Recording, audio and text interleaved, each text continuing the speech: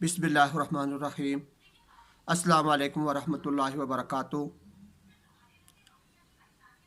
इन दिनों के अंदर पाकिस्तान में भी और इसी तरीके से इंडिया के अंदर भी कोरोना वायरस को लेकर तबलीगी जमात पर यह इल्ज़ाम लगाया जा रहा है कि ये कोरोना वायरस जो फैला है ये तबलीग वालों ने फैलाया है।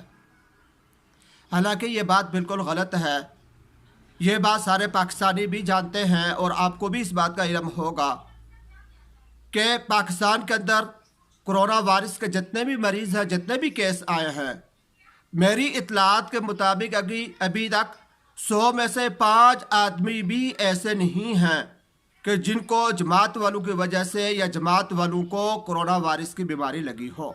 5% लोग भी ऐसे नहीं हैं। जबकि रिकॉर्ड के ऊपर ये बात मौजूद है कि ईरान से आने वाले शिया हजरात ज़ायरीन जो थे 50% से ज़्यादा मरीज़ उन लोगों की तादाद है जो ख़ुद ज़ायरीन है या उनकी वजह से दूसरों को जो ये बीमारी लगी है वो लोग हैं। लेकिन निशाना तबलीगी जमात को बनाया जा रहा है, इसको बुरा भला कहा जा रहा है।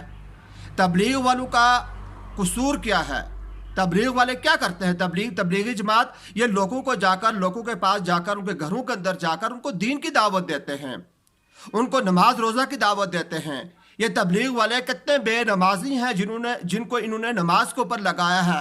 मसाजिद आबाद होती हैं तो वो अकल के अंधे जो इन लोगों पर इल्ज़ाम लगा रहे हैं, क्या उनको तबलीग से नफ़रत है या इस बात से उनको दुश्मनी है कि ये लोगों को नमाजी क्यों बना रहे हैं? ये इंतहाई गलत किस्म की बात है।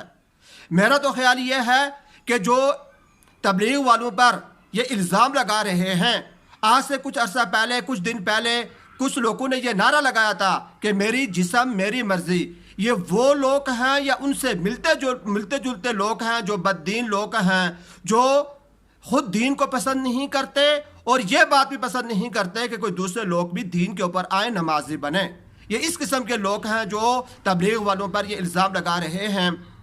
और वो लोग ये समझते हैं, ये ख्याल करते हैं कि ये तबलीग वाले जो हैं ये गरीब गुरबा की कोई जमात है, मिस्कीन लोग हैं, इनके पास शायद कोई खाने पीने के लिए कुछ नहीं। हालांकि ये बात वो ये समझ लें, ये बात उनको भी मालूम होनी चाहिए कि हर किस्म के लोग तबलीग के अंदर मौजूद हैं। डॉक्टर हजरात भी मौजूद हैं, फौजी हजरात, बड़े बड़े अफिसर भी इस तबलीग के बात के अंदर मौजूद हैं, खिलाड़ी भी मौजूद हैं, बड़े बड़े सनतकार भी मौजूद हैं, ताजर हजरात भी तबलीगी जमात के साथ लगे हुए मौजूद हैं। पाकिस्तान के अंदर जितने भी शोबे हैं ज़िंदगी के, हर शोबे का आदमी इस जमात के अंदर मौजूद है। यह कोई सिर्फ गरीब गुरबा की कोई जमात नहीं, मिस्किनों की जमात नहीं है, बल्कि इसके अंदर अच्छे खासे किस्म के लोग मौजूद हैं।